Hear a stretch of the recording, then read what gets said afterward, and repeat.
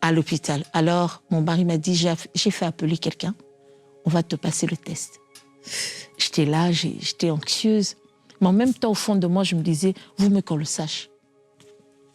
La personne arrive, il fait le test, et puis il me demande, est-ce que vous avez mangé ce matin? Je lui ai dit, oui, j'ai pris quand même quelque chose. Elle a dit, ça ne serait pas fiable. C'est bien de faire cet examen à jeun. Et ce qui était choquant, c'était que mon mari, en plaisantant, il dit, ah, la personne pour qui vous êtes venu faire les tests, elle a mangé. Vous pouvez me faire un test? Il parlait en blaguant. Il a dit, bon, faites-le moi je n'ai pas mangé. Et ce qui était choquant, lorsqu'on lui fait le test, même le monsieur qui faisait le test a crié.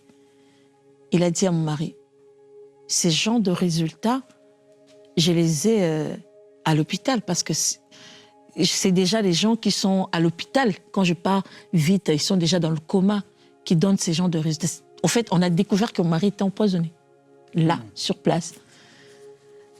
On était tellement choqués. Mon mari lui a dit, OK, revenez demain matin pour que ma femme passe le test.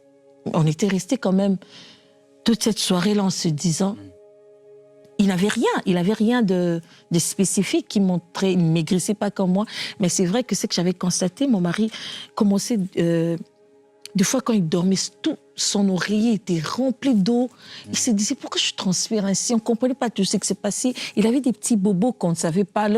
Et pourtant, mon mari, il est le genre de personne, le mois de janvier, il va faire son check-up général. Il n'aime pas être surpris par quoi que ce soit. Il fait ses examens.